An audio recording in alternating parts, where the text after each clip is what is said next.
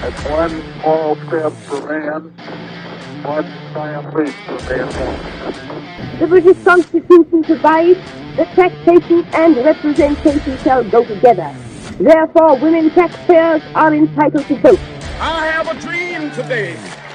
Let freedom ring, and if America is to be a great nation, this must become true.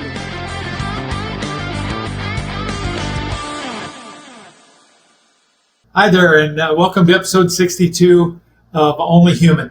And today I want to start with the Oxford University Press, who just announced its word of the year. It's actually two words, and it's brain rot. Brain rot. And they defined it as the supposed deterioration of a person's mental or intellectual state, especially viewed as a result of overconsumption of material considered to be trivial or unchallenging. And I think they're talking about cell phones and doom scrolling and Twitter feeds or X feeds and all of that.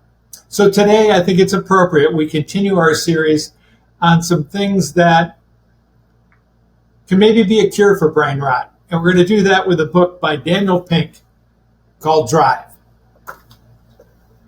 So brain rot kind of seems like one of the natural dangers of virtual life, doesn't it? And maybe how we use our free time. I think as we write the next chapter in our Only Human adventure, it's important that we realize that how we spend our free time, how we spend our leisure time, whatever we define as free or leisure, has an impact on who we are and how we think. And I think that's kind of an important topic.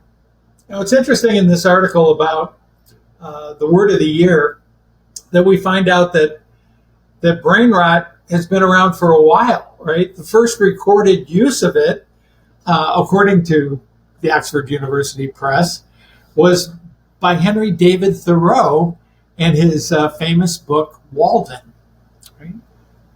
So that was published way back in 1854. And here's the quote. He said, "While England endeavors to cure the potato rot, will not any endeavor to cure the brain rot, which prevails so much more widely and fatally." Cool quote by Thoreau. So let's tie this into to our book of the day that we're going to be covering, and it's by Daniel Pink. The book's called Drive, and the subtitle is The Surprising Truth About What Motivates Us. Maybe motivates us away from trivial doom scrolling or whatever it is that we passively spend our time doing. So I want to begin with an opening quote from the book, and it's pretty straightforward. It says, "The secret to high performance isn't rewards and punishment, but the drive to do meaningful work." The drive to do meaningful work. So I love the term drive because it's very much action. It ties into one of my key favorite words, resolve, right? We're going to push through things. We're going to keep moving, right? And so this quote sort of sets a tone for exploring motivation and human performance. It lays the foundation for why internal motivators, three that we're going to cover today, autonomy, mastery, and purpose, lead to better and more persistent motivation in both our personal and our professional context. So right up front, you can tell that Daniel Pink, by the way, who is a brilliant scientist and has been studying how we think and brain activities and things for a long, long time. His other seminal book, he has many, but is one called A Whole New Mind, and it's awesome. It's mind-blowing, right? So his first thing is that this idea of external rewards, carrots and sticks, undermines two important parts of most of our enthusiasm, right? Creativity and performance, right? And he says that when we can become internally motivated, we are driven more for personal fulfillment and meaning in our lives, and that's why it's so much more effective. So I want to give you an example, and it's a stupid one, but not to me, right? I have a personal story of just drifting off in a direction and becoming obsessed with something that was personal to me. Back during COVID, I think a lot of us started playing a lot more board games, right? And I've always liked board games. I like Clue, Monopoly. I like board games where you move. I even like Chutes and Ladders and all that stuff. I like dice kind of board games. And so simultaneous to getting back into board games, here on my ranch, I had a infestation of squirrels down by my barn. And that's not even too strong a word. I mean, there were squirrels everywhere, these big black field squirrels around Texas. And I mean, there were probably 100 of them. And they were everywhere in the stalls. They were eating my deer food. They were just everywhere, digging holes. And so we decided we should get a couple barn cats. And so we did. We got Tivy and Mojo as kittens. We grew them up. We fed them in the barn. And I don't have a squirrel problem anymore. In fact, they just kind of booked. Once that you brought a couple of predators around, they left. And so this idea of board games, this idea of barn cats and squirrels came together. And I said, I wonder if I could create a board game. Now, it's not like I'm not busy enough. Right? I have a lot of things to do. I run a company. I'm trying to become an author. And sorry, I got to disconnect the call here. I have a family, all sorts of things. Who's got time to try to figure out how to build a board game? But I decided to do it anyway. And so I created a game. We'll bring the picture up here. And I called it Barn Cats and Squirrels. And I got online. I studied how you do this thing. And I had to create a game board. And so I created a game board based on my own ranch that I have here in Texas. And so you can see on the left-hand side there's the red barn. And then you go out into the round pen where I train my horses. And then you go back around, you end up next to the creek. And then you come back around, you enter the barn again over the bridge. And so I had a couple of different cats. You can pick your cat as a board piece. And each cat has a superpower. And you can see from some of the colors on the board there and some of the areas where they can employ their superpower. Every pink dot, you get to eat a squirrel. And that squirrel, there's actually 3 types of squirrel. On the bottom of all those squirrels, there's a number. A mama's worth 3, a daddy's worth 2, a baby's worth 1. And so you've got to pick up a squirrel when you land on a red dot, which is a hunting dot. And you don't know what that squirrel percentage or point value is going to be, and you keep them in a little cage. But really important that when you pick up the squirrel, you have to hiss like a barn cat. And if you forget, the other contestants can tell you to put it back. And you hit certain boxes where you pull cards out. It's kind of like there's good cards and bad cards. And you meet all these characters in the farm. And it really was a lot of fun putting this together. But it took a long time. It took me over a month just to get the board done. And then thinking up all these things. And it took me about a month to get a basic version of the board game. I played it with some family members. We had a blast. And then there were ideas coming in. I've refined it. That's almost 6-8 months ago now. I'm still doing it. So why do I tell you this? Why do I tell you this? I tell you this because what's important here is not that I took the time to create a cool board game, but all of the things that I learned along the way. So many things about board games, about my own intrinsic motivation, about falling in love with an idea again and pursuing something with passion. Right? And so what started out as, I wonder if I can build a board game, is now to the point where I'm going to take this to market in 2025.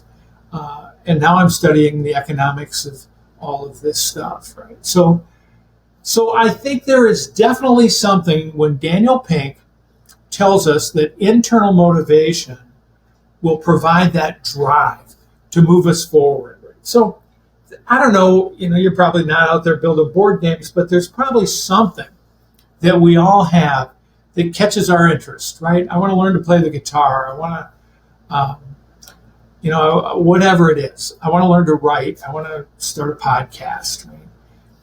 That will drive us and motivate us.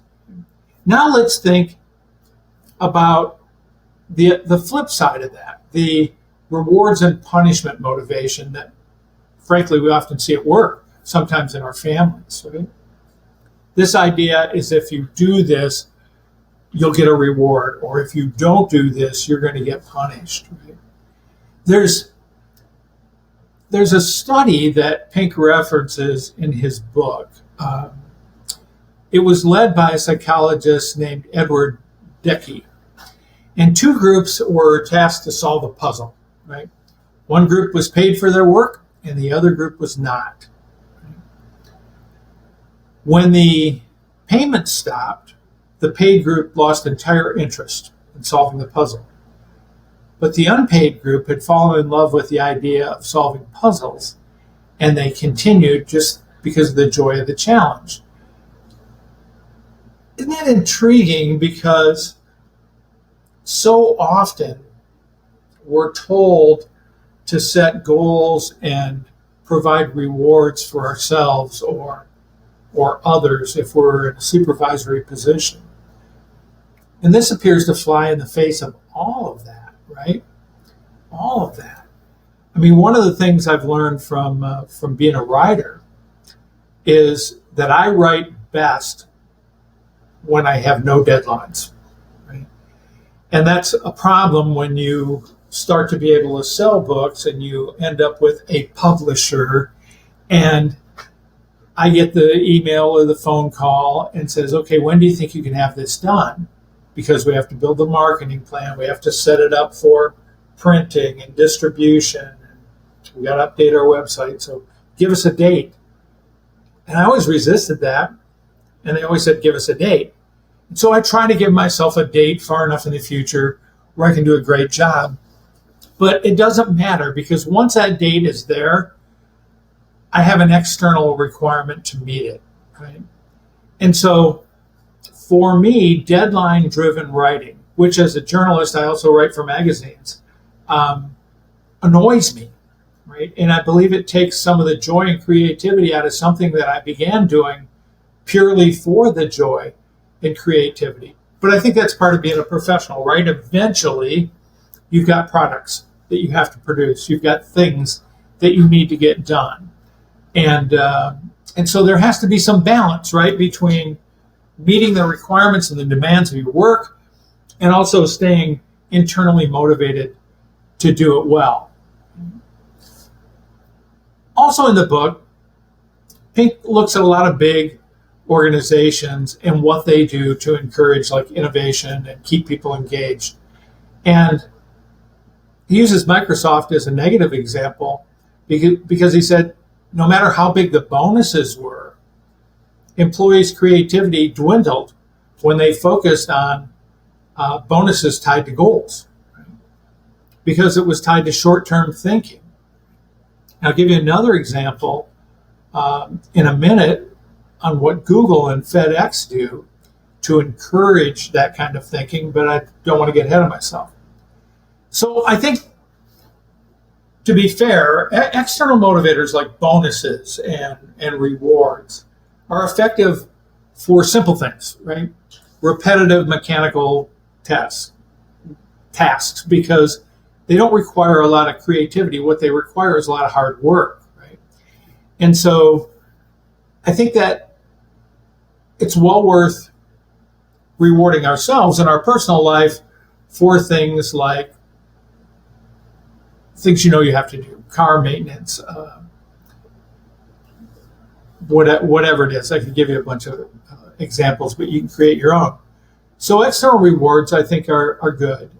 I think fitness goals, which takes work, right? I got to get on that damn bike. I got to get in the weight room, man. I got to get on that hack rack and do some lifting.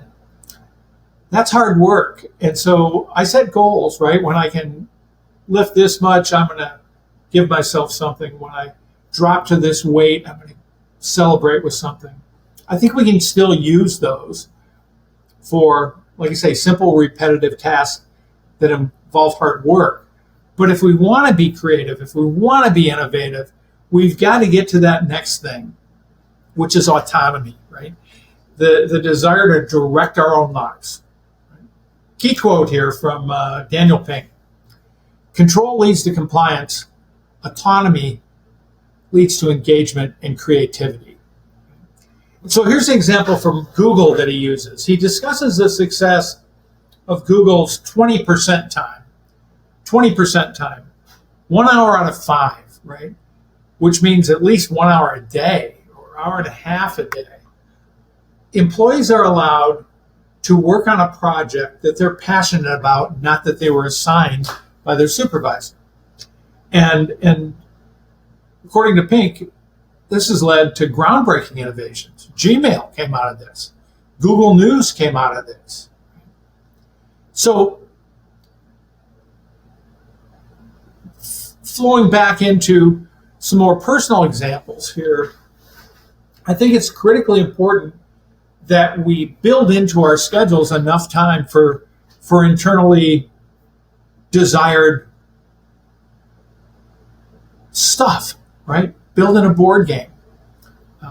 For me, writing novels, fiction novels. I have I've written many books, as many of you know, almost all of them nonfiction. And I like to research, I like to write, I like to synergize things and crystallize it and make, sometimes some complex topics simple for my readers. But frankly, that was getting labor intensive and somewhat boring to me. There's always another human performance book to write, I promise you. Even after Armored Knight, 2 days after it was published, I realized, gosh, I'm missing something. I'm going to have to do another edition. But there's something about the joy of getting the words right, writing the perfect sentence, using the perfect adjective, or eliminating the perfect adjective to make it more clear, that I wasn't getting to do in that. So I sat down and said, hey, man, I wonder if I could write a novel. In loving science fiction and thrillers, I sat down and pounded one out. For those of you who don't know, I write under a pseudonym named Buck Miles, M-Y-L-E-S. So if you want to look up Buck Miles, you can find my first novel, Dark Wind, and soon my second one, 13 Bullets. I don't do that during work time. I do that during playtime. And I almost fear that they'll be really good and people will say, when's the sequel coming? And I'll get that dreaded email from my publisher that says, when will you have it done? Right? So there are a lot of things as we begin to develop new skills and new passions and new projects that we have to keep in mind, because if we're not careful, those things will become extrinsically motivated, externally motivated, and the joy of doing them will disappear. So we got to balance those things, right? There's an Australian software company called Atlassian, right? And they developed what they call FedEx Days. FedEx Days were 24 hours where employees could get together and work on whatever they wanted, a lot like the 20% time. But what Atlassian did was they said, you can't work on it alone, you have to work on it with like-minded people in a team. And so they had multiple breakthroughs during these things. And so they said, well, we're going to mandate them, right? We're going to push forward and say, we're going to have a 24-hour project team meeting once a month. And here's the next project we want you to work on. Well, guess what? The creativity, the joy, the innovation, poofed. And it wasn't working. Why? Because people didn't have the autonomy anymore. They were being told what they should do. Right? So bottom line here on, I guess, our second segment on autonomy is that autonomy fuels engagement and it fuels innovation. Why? Because it's fun, right? When we do something that we're passionate about, it's fun. So whether we're trying to manage ourselves or manage somebody else, what we want to do is create opportunity for choice and self-direction. So the third key area that Pink goes into, and it's one we've discussed before, is mastery, right? Mastery. And he basically says mastery is unattainable. He calls it an asymptote, asymptote. Hard for me to say, hard for me to spell. Basically, it means that you can approach it, but you're never going to fully reach it. You can't attain something that will constantly move away from you the closer you get. Right? And he talks about a lot of different examples here, but one of them is a violinist named Nathan Milstein, who attributed his skill not to natural talent, but to deliberate practice, right, which we've talked about before. He practiced daily not as an obligation, but as a personal pursuit of excellence, because he found joy in being able to play that new note or hold that note a little bit longer or get just the right sound out of his stroke of the bow. So when we think about mastery, a lot of times I like to ask people, what's your hobby, right? And how are you pursuing it? I know a lot of people that are in love with the game of golf, right? I know a lot of people that are in love with sailing. And I know a lot of people that are in love with archery. Things that are lifelong pursuits of mastery that you know that you'll never truly attain the level that others, experts in the field, can do, but it doesn't matter, right? It doesn't matter that I can't sail like the people that are in the America's Cup, or shoot a bow like Fred Bear, or play golf like Tiger Woods or Charlie Hull. That doesn't matter, because what I'm measuring myself against is my current state and my future desired state. And any step closer brings that internal drive, that internal motivation. I think if you look at out there in industry, you look at Wikipedia or Linux, and you find that people are contributing to something that they have no financial interest in, right? Why is Wikipedia so good? Because everybody has decided they wanted to be part of it. And I've contributed a bunch of stuff to Wikipedia. Sometimes I get redlined out and all that other stuff, but I love being part of something that is this growing body of knowledge, right? It's a sense that as a society, we're trying to master this informational vault, right? We're not doing it for a paycheck. In fact, we wouldn't do it for a paycheck. It wouldn't interest me. But man, if I see something wrong on Wikipedia, I put in a note. Same thing on X. If I see some bad information on X, I'll put in a community note saying, hey, yeah, but you better look at this too, because here's some counter indication, some evidence that you haven't considered. So the takeaway about mastery is that it's not about ever achieving perfection, because we can't get there, but it's about practicing precision and picturing it, right, to continuously improve. And the last piece that made me fall in love with Dan Pink was his emphasis on purpose, right?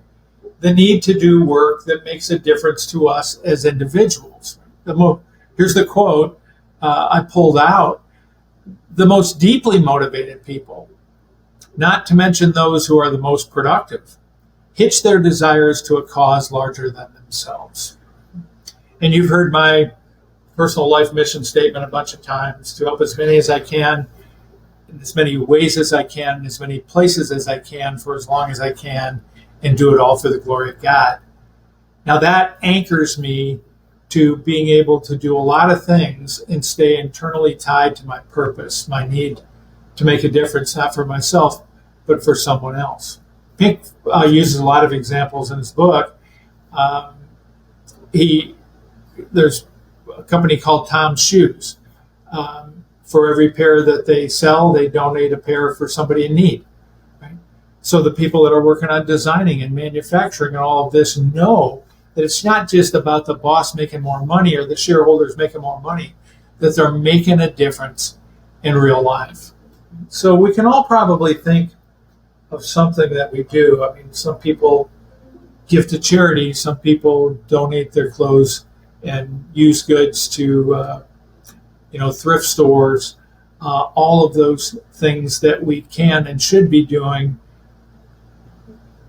because it ties us to something bigger and better than ourselves. It gives us a purpose. Now, if we can roll that same thought process back into anything that we're doing, what's the expanded purpose for me doing this podcast, right? It fits my life purpose for writing the next book. I still haven't figured out how the board game ties in, but it kept me motivated for a while and I learned a lot, so maybe that's where it was. So I think everything from environmental sustainability to care for those that are less fortunate to ourselves, all of those things are ways that we can get involved and create a purpose. And when we can tie it to our work, either our professional work or our volunteer work or even our lifestyle choices that we make, when we connect to that broader mission, we're going to find greater satisfaction and more drive, more motivation. So last thing I want to talk about here is this idea of finding the right spot, right? I think Pink calls it the Goldilocks rule. We've referred to it as the state of flow before. You want to find that sweet spot, something that challenges you, but not so much it's going to make you overwhelmed with anxiety, but not so little that you're bored by it. And to tie this all back into brain rot, when we challenge ourselves above the level of our current performance, now it doesn't have to be a lot. In fact, it shouldn't be a lot. To get that next step better, we are more inclined to read something to help us, to listen to something that would help us, to go the extra mile to get better, right? Where we are with the resources at hand. And, Pink goes straight to the source for this concept of flow, Csikszentmihalyi, who coined that term flow to describe the state of deep engagement when people tackle tasks at the edge of their abilities, right? When people tackle tasks at the edge of their abilities, right? So whether it's writing or painting or coding software or any of our hobbies, when we just challenge ourselves slightly above where we're at, sometimes we make incredible breakthroughs. And that's what originally got into the research on flow that Csikszentmihalyi did.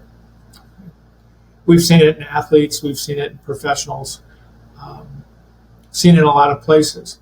So the takeaway here is to seek out a task or a level of performance that stretches your ability just enough to keep you engaged, right? Make small improvements over time and you'll stay motivated to do it. All right, so let's just summarize the key lessons from the book Drive by Daniel Pink. Number one, external rewards for simple tasks are good, but they fail for creative or complex work. Number two, autonomy, the ability to decide what we want to do and how we want to do it. That drives engagement because it gives us all control over our work, right, and our improvement efforts. The third thing was mastery, right? It's a journey. It's not a destination. Progress is its own reward, right? I'm better today than I was yesterday, and tomorrow I'll be better than I am today. The fourth thing was purpose, right? That inspires internal motivation because it connects to something that we care about. And then the fifth thing was getting that right level of challenge that doesn't crush you under the weight of I'll never get there, right? To be able to self-define that, just the edge of our performance and push for that next little thing. And when you do that over time, you get into that magical state that we refer to as in the zone or flow. So to kind of close this out with a quote from Pink, he says, we have a natural desire to be autonomous. We have a natural desire to get better. And we have a natural desire to make a difference. And if we tap into those intrinsic drives, we'll outperform anybody that relies on carrots and sticks. So I'd ask you, it's kind of a call to action here. Think a little bit about what you're working on or toward that really excites you. How can you create more autonomy, mastery, or purpose in anything that you're doing? Because when you do that, you're doing exactly what we talk about here all the time on Only Human. You're growing where you are with the resources at hand and getting better every day. So I'd like to close out here by saying this was a fun one on a really good book. The next time we're going to have a BOGO, buy one, get one free.